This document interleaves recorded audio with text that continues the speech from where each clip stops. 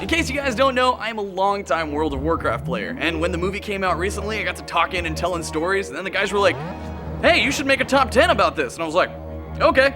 So hey, I'm Chad for ScrewAttack's Top 10 WoW Trolls. Number 10. Let me paint you a picture. It's 2005-ish, and you go to log into WoW and play the character that you've put countless hours into, and suddenly, you can't log in. It says your password is incorrect, but you're sure it's right. So you head to the website and reset the password, only to log in and find your character staring back at you, completely naked.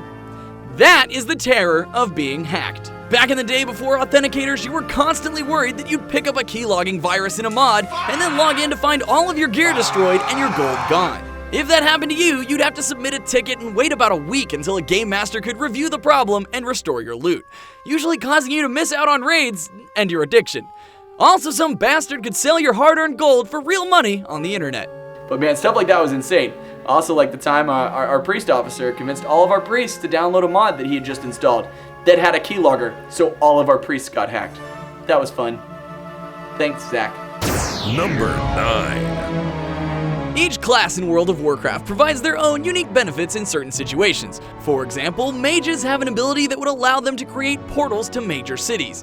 However, Uncle Ben was right, and with great power comes great responsibility and plenty of opportunities for abuse. Thus, we have the Mage Portal Troll. So, if someone in your raid needed to grab something in their bank, usually a kind mage would open up a portal and help them out. Well, some mages, like my wife, would think it was funny to stack all their portals on top of each other, and since some cities are nowhere near where you want to go, you cross your fingers and hope to God that you end up in Orgrimmar and not Thunderbluff.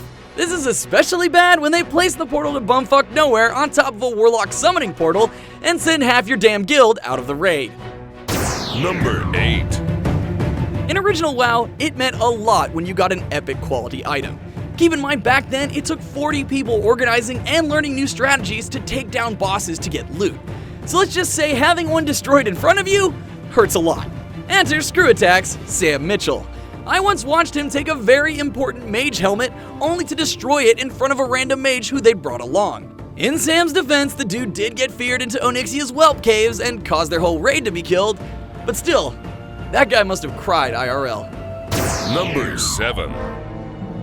The Warlock class had the unique ability to summon players to them. They'd target a player, cast a summoning portal, and then once 2 other players clicked on it, a message would appear asking the targeted player if he would like to be summoned to the Warlock's location. Really handy for getting people to dungeons and raids. However, the portal would appear a few inches in front of the Warlock, which led to a slew of Warlocks, like my friend Chance, setting their summoning portal just off the edge of a cliff, causing the summoned player to fall to their death. Nearly every raid, there was always some poor bastard that plummeted to his death thanks to a bored Warlock. Number 6. When a world is created full of interesting characters and unique abilities, naturally it was only a matter of time before someone started exploiting them. Protection Spec Paladins had an ability called Reckoning. It would give them a 100% chance to gain an extra attack after they suffered a critical strike. Essentially, you would build up these extra attacks and could release them all at once. Sounds pretty cool, right? Well, a paladin and a couple rogues had an idea. They traveled out to the location of a world raid boss named Kazak. The rogues began dueling the paladin over and over, allowing him to gain stacks upon stacks of Reckoning. Then after a few hours, the paladin ran in and unleashed his Reckoning bomb on the boss Kazak, who was designed to be taken down by 40 players, killing him in seconds. Blizzard rolled out a hotfix within 24 hours that limited the stacks of Reckoning to like 4 or 5. Number 5. Let me tell you about a troll that every old school WoW player experienced in one way or another. The Pet Bomb. In Molten Core, a boss called Baron Geddon had an ability that would place a bomb on a random player, which, after a few seconds, would cause them to explode in a massive area, dealing tons of damage. The idea was that players who were affected would run away from the group, explode, be healed, and return to the fight. However, every now and then, the boss would place the bomb on the pet of a hunter or a warlock. And thus, we got pet bombs. Because hunters or warlocks would be having fun in the raid, and oh, lo and behold, they got a bomb in their target. They would just quickly dismiss their pet, then they would laugh as they would hearth to a major city, and then they would unleash their pet for it to explode the bomb all over everyone, killing them all. Every now and then someone would survive, but essentially how it would go down is you'd be in the auction house and you'd see someone, just a pet appear, and it'd be glowing red, and someone would yell, "Pet bomb!" and everyone would try and run before we all got massacred. It happened all the time until Blizzard finally was like, yeah, you know what? Maybe we shouldn't let them cast that on pets. Number 4. Remember that world boss that got one-shot by the Paladin? Well, there's been a few issues surrounding him, one of which is legend. See, Kazak had an interesting mechanic. Basically, if you didn't kill him in a certain amount of time, he would enter an enraged mode where he would spam shoot everyone around him with high damaging shadow bolts. On top of that, he would gain a significant amount of health back for each person killed, making it nearly impossible to bring him down once enraged. Well, one person got the bright idea to shoot him and then slowly lead him across the world to the Alliance major city of Stormwind. And since he was constantly healing, the entire Alliance couldn't bring him down. It was complete chaos. Blizzard had to reset the server and then add in code that would cause him to reset if brought too far away from his spawn point. Number 3. Alright, so after the whole Kazak Stormwind thing, you'd think that Blizzard wouldn't possibly make the same mistake twice, right? Well, you'd be wrong. In the first expansion, the Burning Crusade, Blizzard decided to update Kazak as a new expansion boss. Not wanting to have Kazak's old loot disappear, they decided to create a placeholder boss called High Lord Krull. Guess what? They didn't put him in the same space because they're like, well, that would just be kind of weird. It would basically be like we're doing the same thing. So I know. Why don't we have him just wander the world? Well, guess what? He had the same type of abilities as Kazak, which means now this thing's wandering the world, and people brought him within like the first couple hours to like every major city. I logged in, and then suddenly I see this guy coming running in, and I just go, you've got to be fucking kidding me. They didn't put some limit on this, and sure enough, he comes running in like a humongous fucking badass and just starts blasting shadow bolts out to everybody, and they had to reset the servers. Eventually, Blizzard was like, you know what? Fuck it. This is why you can't have nice things, and they just took him from the game.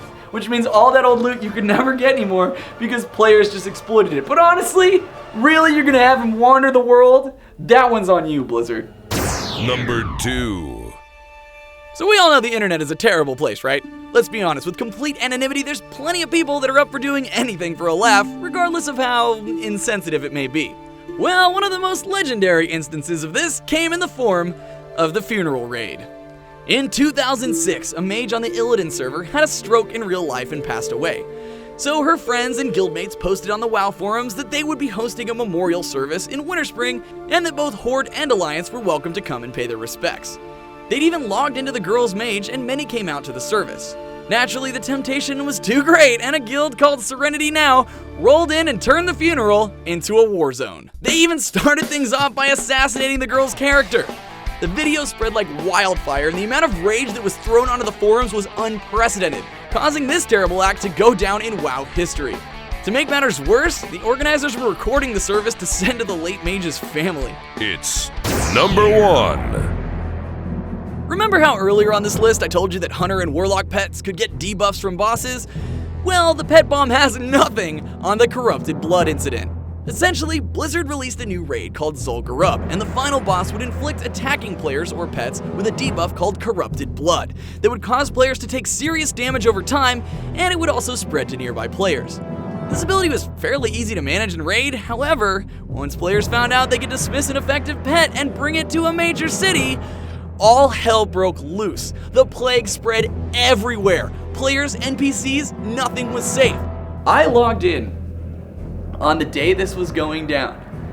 My character loads up, I take 2 steps, and the floor is skeletons of Orgrimmar. I mean, everything, as far as the eye can see, is the corpses of players. And I'm like, what the hell's going on? I look in trade chat and everybody's like, the world is ending! The plague is upon us! And I'm like, what the fuck? And then I just see people start bleeding everywhere. I'm like, ah shit! And it gets on me and then I die. I go look for the NPCs. They're all dead. Then I find out that like a rebel group is like held up outside of the major city, like mass cleansing as many people as they can, while another group of assholes is trying to just come in and spread it.